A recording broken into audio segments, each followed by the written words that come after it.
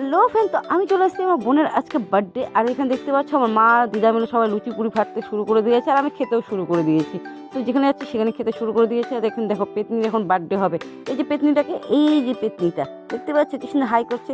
পেতনিটাকে পেতনির পাশে কত ডাইনি ঝুগড়িগুলো আছে দেখতে পাচ্ছ তোমরা। হ্যাঁ, আর তার পাশে তারা সাতচুনি, এই যে এটা সাতচুনি।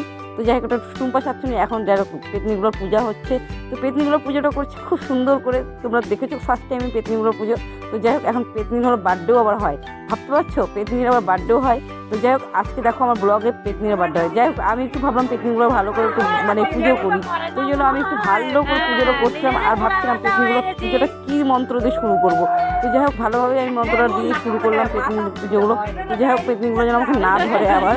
তো যাই হোক, পেতনিটা ভালোভাবে মানে সব করা হয়ে গেছে, পুজো টুজো দেওয়া হয়েছে। পেতনি আবার চারামুন্ডাগুলো কমে দিলাম পূজা, তো বলা যায় না পেতনি চারামুন্ডাগুলো যদি না দিই তখন আমাকে তো আবার ধরবে না। তো যাই হোক, আমার এখানে পুরো আশীর্বাদ করা হয়ে গেছে আমার বোনকে। তো দেখতে পাচ্ছ, এখন আমি ওকে কী বলবো, এখন তো বললাম যে পরে তোর গিফটটা পরে দেবো। ও তো মুখে ফুলে গেছে, গিফট দেওয়া হচ্ছে না এই জন্য। তো যাই হোক, এখন আমার বোন কেক কাটবে। এখন কেক কাটার পর তারপর খাওয়া দাওয়া করে বাড়ি দেবো। তো যাই হোক, ওকে আমি পাশটা খাওয়াচ্ছিলাম, খাওয়ানোর পর ও বলছে প্রণাম করবি। প্রণাম করতে আমার ভুলে গেছে, কারণ না প্রণাম তো আমি ছাড়বো না।